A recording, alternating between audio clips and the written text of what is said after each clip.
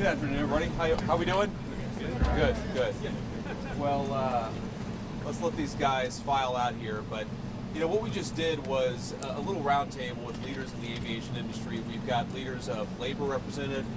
We've got leaders of the businesses that are, of course, making the airline industry run.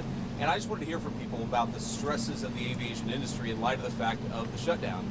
And here's what I found out. It actually worries me a great deal because I think that as much as delays have gotten worse over the last couple of weeks, everybody here is very worried that we're going to see more delays, more stresses on the people who are actually making the aviation system run, and more problems for both the consumers but also the great workers who actually make this incredible shining jewel of the American economy actually work and work on time and work safely. Here are the things that I worry about. I worry about the people who are scanning our bags and making us get through the security line. I worry they're not getting paychecks. They're starting to get worried about how to feed their families and how to pay school tuition and everything else. I worry about the pilots who haven't gotten paid in a long time. I worry about the air traffic controllers who, of course, make this entire system extra safe. I worry about them, more worried about their credit card bill than they should be because they're not getting a paycheck because Democrats refuse to open the government. Now, I understand that a lot of Americans are sick of partisanship in Washington, D.C. Trust me, I've been here for 9 months in this job. I am sick of partisanship in Washington, D.C. But this is very, very simple. Every partisan dispute, every policy disagreement, all of these things we can talk about, we can reason through, we can disagree, we can shake hands and compromise on some of those issues, hopefully. But this is something that every single American, Democrat or Republican or Independent, should be able to agree on. Open the government. Stop this craziness and open the government. It's causing way too many problems, and some of the folks behind me are the people who are dealing with the problems. Now let's just recap exactly what's happened politically in this town related to the government shutdown. We have had now multiple votes to reopen the United States government. The House of Representatives has voted affirmatively to reopen the United States government. 52 Republicans and 3 Democrats consistently vote to reopen the United States government, but we need 60 votes. So all we need to end the craziness, to pay the air traffic controllers, to pay the TSA agents, to pay the pilots, to make sure that food stamp benefits continue to go out to the American people who need them, all we need is 5 reasonable Democrats to join 3 moderate Democrats and 52 Republicans to reopen the government. I want to let Sean Duffy say something, but before I do, I just want to say to any Democrat in the United States Senate, we are happy to talk about any policy issue. We're happy to talk about health care policy. We're happy to talk about tax policy. We're happy to talk about regulatory policy, but not at the point of a gun. You do not get to take the American people's government hostage and then demand that we give you everything you want in order to pay our air traffic controllers. It's a ridiculous set of demands. Let's reopen the government, and then let's sit down and talk about how to compromise on policy for the American people. Sean? Appreciate it, Mr. Vice President. So, first, I want to thank you for calling this the aviation industry. We have a great coalition, bipartisan coalition, and so thank you for that. I just want to tell you, we look at the aviation system, and we've seen blips and blurbs, whether it's LAX or it's Atlanta or it's Dallas. You're seeing impacts of this shutdown on our airspace, and that means travelers are delayed, travelers are canceled. It has real problems. So our air traffic controllers, their first paycheck they missed, well, they got 90%, 80% of the paycheck. That was in early October. They just missed their full paycheck. And you got to think, well, then the second paycheck comes. That's not when we have real disruption. Because every single day, as all of you people know, as we all pay our bills, but it's not just the mortgage and the car payment, which is very real, but they're buying food. They travel 30, 45 minutes into the towers or the centers, so you have to buy gas. They have kids that want to play football or volleyball or tennis, and they can't afford the very life expenses that they need those paychecks for. And so though we've maintained the safety, I'm grateful for our controllers who are coming in every day. But I do think as this shutdown continues, you're going to see more pressure on controllers, more pressure on TSA workers, and that's going to have real impact. One group that we don't talk about a lot is we have technicians that work in our centers. I've talked to you all about how old our equipment is. We have technicians that come in every single day to make sure this equipment actually works. They too aren't getting paid. And this is burning, and it's having a real impact on our men and women who serve our airspace. And so I would join the Vice President and say, don't hold us hostage. Don't hold American families' travel hostage. Don't hold air traffic controllers hostage. Open up the government, have a conversation, let's get it resolved. But again, every day it gets harder. Every day there's going to be more challenges.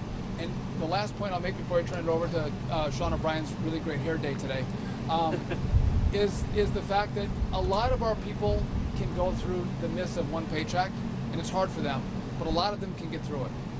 None of them can get through 2 paychecks. And so, again, if Democrats don't get their act together very quickly, you're going to see huge problems. And again, I would come to them with a clean heart and say, open up the government, and then let's have a conversation. I'll give it to the Teamster, Sean O'Brien. Thank you very much, Secretary Duffy. Thank you, Vice President Vance. Look, the bottom line, and we took a position, I represent 1.3 million working men and women in this country for the International Brotherhood of Teamsters. We took a position 3 weeks ago. Pass a clean CR, get to the table, negotiate a deal. Do not put working people in the middle of a problem they should not be in there. And we got to think about the families that are going to be affected. Think about when you have to tell your son or daughter they can't play sports because you're not getting paid. Think about when you can't pay your mortgage. Think about when you can't pay your tuition. Put the politics aside, get to the table, negotiate a deal, pass a clean CR right now, and then figure out the problems moving forward. And I want to thank the air traffic controllers. I want to thank the Aviation Administration for all their hard work and sacrifice they make.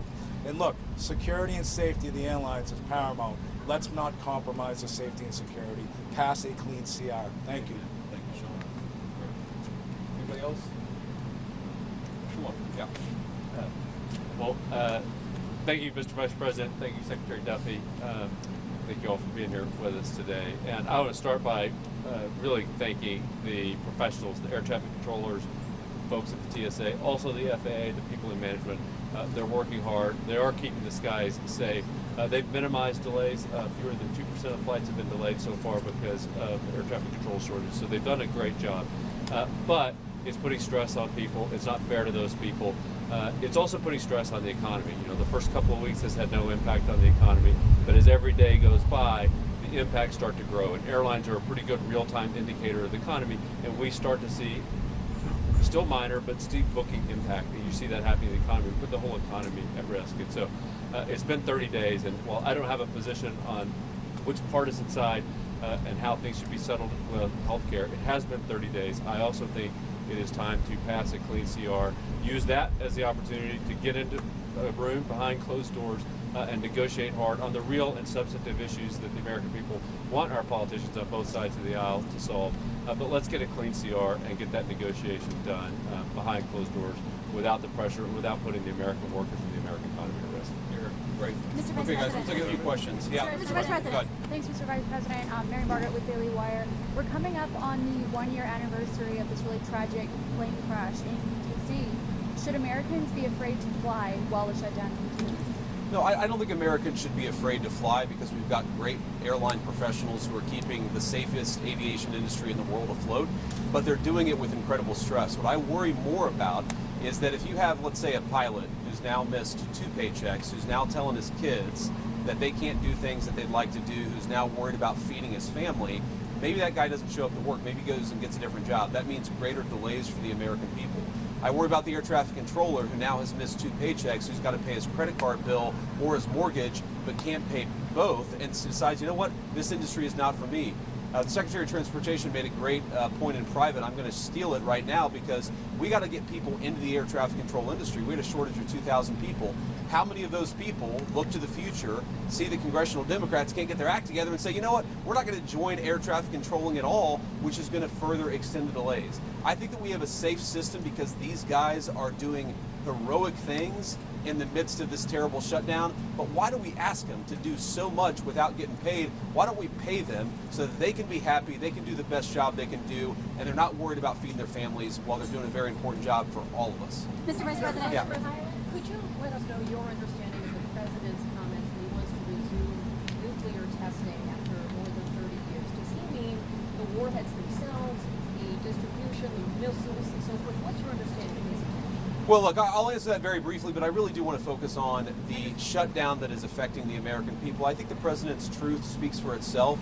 We have a big arsenal, obviously. The Russians have a large nuclear arsenal. The Chinese have a large nuclear arsenal. Sometimes you've got to test it to make sure that it's functioning and working properly. We've been working very closely, even with nations that we don't have the best relations with, to try to limit nuclear proliferation. The president's going to keep on working on that, but it's an important part of American national security to make sure that this nuclear arsenal we have actually functions properly, and that's part of a testing regime. To be clear, we know that it does work properly, but you got to keep on top of it over time, and the president just wants to make sure that we do that. Mr. Vice President, Kelly Meyer with News Nation, and my dad is a pilot, so thank you for what you're doing to keep this guy safe. I wanted to ask you, I know you said you're going to talk with folks on Capitol Hill after they open the government back up. If this keeps going on, would you consider getting everyone together like you did before the shutdown here at the White House to talk? And just quickly on nuclear, does the new testing make the world less safe? So I'm not going to answer. I've answered all the questions about nuclear testing that I'm going to answer. I want to talk about the government shutdown here, and I'd like to focus the questions there. But to your point, look, I've never said we're not going to talk to congressional Democrats until they reopen the government. What I've said is we are not going to give in on policy demands under the threat of hostage taking. I mean, if any moderate Democrat or any Democrat period from the United States Senate wants to come over, they're welcome to walk into these doors in an hour. I'm happy to talk to them about how to end the government shutdown, but it's actually very simple because there's a clean CR, as you heard from everybody, that would reopen the government. What we're also saying is that we're not going to allow anybody, Democrat or Republican, to effectively threaten any policy demand and to place that upon reopening the government. You don't reward hostage taking. If Democrats want to talk about healthcare policy, let's talk about healthcare policy. If they want to talk about tax policy, let's talk about tax policy. They don't get to come in here and say, you give us everything we want, or we're going to shut down the government and not pay our pilots and not pay our air traffic controllers. It's ridiculous, disgraceful, irresponsible behavior. There have got to be 5 more moderate Democrats in this entire city who are willing to work with us to reopen the government. Mr. Vice President, on the issue of the shutdown, there is the concern about 42 million people losing their SNAP benefits. Of course. Over this weekend. The administration's moved a lot of money around to pay troops, to pay federal law enforcement, and is telling Congress it can't move money around to pay at least some of those benefits. Why not? And would there be some push perhaps in the next 48 hours to try to do that so Americans don't go hungry? Well, here's the problem. If you go back to previous government shutdowns, what has happened is that sometimes the president has tried to make the shutdown as painful as possible on the American people. I give the president of the United States great credit and the entire team for trying to make this as painless as possible. The Democrats are acting irresponsibly. He doesn't want the American people to suffer because of it. But look, right now, this government, this administration, we're like guys running around, with a leak in a damn wall, trying to plug it with bubble gum. And we plug one spot with bubble gum, and we plug another spot with bubble gum, and we plug another spot with bubble gum. Why don't the Democrats just stop this entire charade and reopen the government so that we don't have to try to make this thing work on a shoestring budget, which is what we're trying to do. The unfortunate reality, and we're starting to see this with our aviation industry, we're going to find out the hard way with SNAP benefits. The American people are already suffering, and the suffering is going to get a lot worse. Not because the President of the United States has failed to make the shutdown painless. He's tried to do everything that he can to make it as unpainless as possible. The reason that pain is coming and the reason it's building is because we're not passing the clean bill to reopen the government. It's a very easy thing to do. So you're not... Thank you, Mr. Vice President. I'm Monica Page with Frontlines Turning Point USA. On the government shutdown, of course, we're approaching Thanksgiving, we're approaching the holidays. What could travel look like, if the Democrats don't open the government in time? So I'm going to let our great Secretary of Transportation answer this question. Look, it could be a disaster. It really could be. Because at that point, you're talking about people have missed 3 paychecks. They've missed 4 paychecks. How many of them are not going to show up for work? You take the TSA lines that are already too long, even right now, and say half of those people don't show up for work. Not because they're not hard workers or good people, but because they've got to find a different job to feed their families. What happens when the security lines are not an hour long, but they're 4 hours long? What happens when pilots start not showing up for work because they're so focused on paying the bills, they can't fly the plane safely? That's going to lead to massive delays. We want people to be able to get home for Thanksgiving. We want people to be able to travel for business, to make this entire engine of commerce work. We want the aviation industry to work. It's not going to work unless the Democrats reopen the government. These guys are doing heroic things to make it work as well as it possibly can, but every single person that I talk to a word, they are worried that the delays are going to reach a point where it makes it very, very hard for the American people to fly. So to answer your question, our traffic will be snarled, right? It'll be a disaster in aviation. And just I'm going to steal, you stole my point, I'll steal one from Scott Kirby from United. October is a slower air travel month, and we have great weather in October. And so you've seen minimal disruption because of good weather and slower travel. But as we go into November, travel picks up as people start to look at going to see their families. Kids come home from college. And if you don't have air traffic controllers who are being paid, they may want to stay on the job, but they cannot. They're going to have to go take a second job, and you're going to have mass issues throughout the airspace. People will not be able to go from one place to the other because of the government shutdown. And I hope Democrats don't take it to that point. Mr. Vice President, Alex Brachet from ABC News. I'm curious, as we move into this holiday travel season, is the administration working on a plan to keep airports running smoothly? The other thing that I wanted to ask you is we got 20 million Americans who are set to see their health care premiums skyrocket with those ACA tax credits expiring. Curious your response there. Is the administration working on a plan to expand them?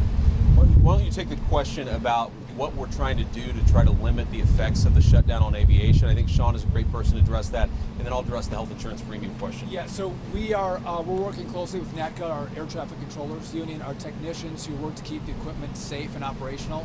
I know Christy's working with TSA, so we are doing all we can to partner with and talk to our government employees who make this system run smoothly. But we can only ask so much. And I as a guy who had a lot of kids and didn't make a lot of money early in my life, I know the pressure that these families are under. And by the way, think when these families go home, the fights that are had over the fact that you don't have money for basketball this season, the family strife that happens because they don't have money coming in the door is very, very real. So we are doing all we can to work with our partners to keep things running smoothly. But in the end, we can only go so far. And if I could just, before I turn it over, I love that you guys are asking us questions about what we can do to make this less painful. There's an easy, painless solution. Pass a clean CR. And by the way, I think you all, I was part of some shutdowns myself in Congress, and the tone of the press corps is very, very different in this one. You were rabid against Republicans who voted not to open the government up, and it seems like everyone is so docile. And so, what is the president going to do to alleviate the pain? I'm out of them all. Anyone can go see the World War II Museum. They can all go see the Vietnam Memorial. Again, we didn't close those down. This administration is doing everything they can to alleviate the pain on the American people. Go back to Barack Obama. He did everything he could to shut down parks and memorials across this city. And so, again, it's an easy answer. Go ask the Democrats that question. Say, what are you going to do to make sure that people get SNAP benefits this Saturday? Or they have health care assistance for their Obamacare? What are you going to do? Because we're doing everything we can on our end, but there's not much more we can do because the rules of the road by which we have to play. And so, again, I'm grateful for this team because they care about the American people. I just wonder, do the Democrats care the way we do? And if they do, open it up, sit down, and negotiate. Here. That's a great point. I want to ask the question about health insurance premiums because, look, we don't want the American people's health insurance premiums to go up. We're very worried about this. The president's been talking about this since before we even took office, that we're inheriting a healthcare system that has suffered some real problems under the Biden administration. Because of that, you're seeing health insurance premiums skyrocket. Now, here is our very simple proposal to the Democrats. Let's sit down and come to a compromise and work it out. And you know what the Democrats' response to that is? Give us everything we want or we're going to shut down the government and keep it shut down. That is not reasonable behavior. That's not how you do compromise in this town. That is the way that the Democrats have operated. They are trying to take a hostage, and we can't reward that behavior. If we do that, if we say, yes, of course, we'll give you everything that you want if you reopen the government, you know what's going to happen? In 3 months, they're going to come back to the administration, and they're again going to say, we're going to shut down the aviation industry. We're going to deny people SNAP benefits unless you give us exactly what you want. That's how a child behaves. That is not how a responsible governing party behaves in the United States of America. And let me make one final point, and then we'll cut out of this press conference. Look, I actually I've been a little bit unfair, and I want to correct this, because when I say that Democrats have shut down the government, it's actually the far left side of the Democratic Party, because to their great credit, 3 moderate Democrats joined 52 Senate Republicans to vote to reopen the government. We need 5 more reasonable Democrats to put the American people first and reopen the government. That's all that we're asking. Let's talk about health care policy. Let's make sure that we ensure that Americans' health insurance premiums don't go up. We want that, and we're willing to work with people for it, but they've got to reopen the government first. Sean came from a background not that dissimilar from mine. Sean O'Brien came from a background not that dissimilar from mine. There are moms and dads who are fighting right now because they're worried about not being able to pay the credit card bill and the mortgage bill. There are parents who have to look their kids in the eye and say, you know what, we're not going to do football this year. We're not going to do basketball this year because I can't pay for it because the federal government is shut down and I'm not getting a paycheck. Do we want those people who keep the aviation system running to not be able to feed their families, to not be able to pay for some of the things that make life worth living? The answer to that question is absolutely. We want them to be able to afford a good life. The only way for that to happen is to reopen the government. It'll be good for those who fly. It'll be good for those who work in the aviation industry. It'll be good for the whole country. Just do the common sense thing, Democrats. Reopen the government. We need 5 Senate Democrats to join us. I hope that they will. Thank you, guys. One next question.